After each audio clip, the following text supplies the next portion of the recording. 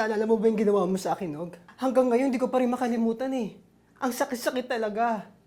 Alam mo kung hindi dahil sa'yo, hanggang ngayon malamang binubog pa rin ako ni tatay eh. Dahil sa'yo napilitan ako umalis ng bahay. At dahil sa'yo, napilitan ako maging matapang. Kaya ngayon, kahit gaano ko gwapo yung mga lalaki na yan, hindi na nila ako masasaktan. Naalala mo ba yung sinabi ko sa'yo? Na pag kinailangan mo ko, huwag kang lalapit sa akin. Kuya, sorry na. Kuya, sorry na. Yan kasi sinasadya yun eh. Sorry na. Pero sinabi ko lang naman yun eh. Kasi ito mangyayari, kapatid pa rin kita. Lalo na ngayon. Matagal ko na kayong pangarap magkaroon ng mawaing kapatid. Alam mo, ikaw na yung sagot sa mga dasal ko, sister.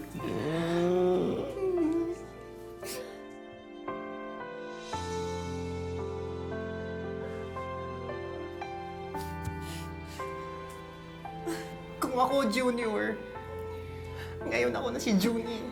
At ikaw, sister, ikaw si Renee. Rene? Oo. Okay ba sa'yo yun, Mami? Kung okay sa kanya. Maganda naman to eh. Bagay ba sa akin? Ay, bongga!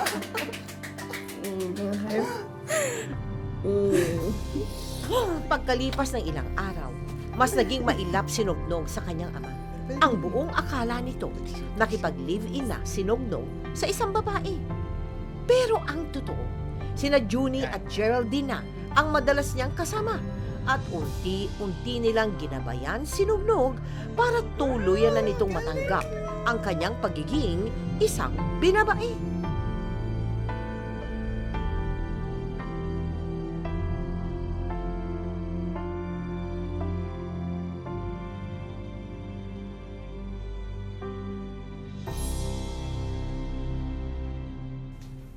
Sigurado ka na ba sa gagawin mo?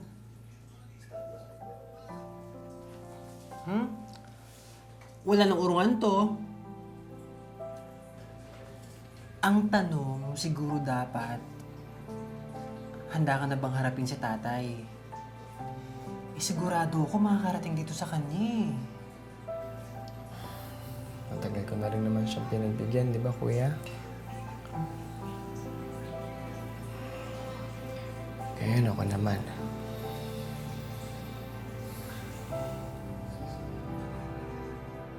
Kilala ba kita? Akis? Akis, kilala mo? Hindi nga kita knows.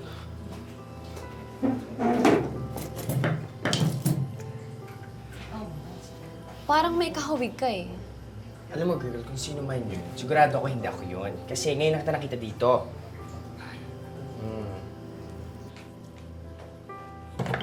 Girls! Mais kayo, bisita. Anton, nga pala, baka pwede naman na bago yung magugupit sa'yo. Ay, madam, Nog? Ay! Renee? Pwede bang ikaw na magupit kay Anton? Nog?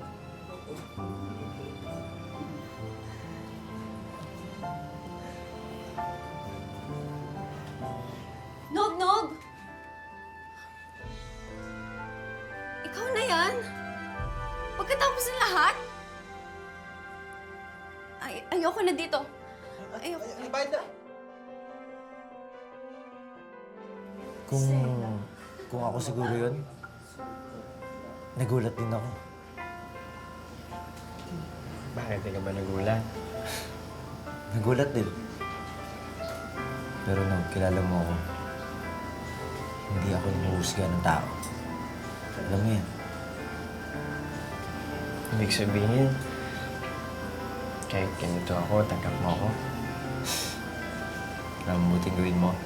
Gupitan mo ako. Pakita mo sa akin kung marunong ka talaga.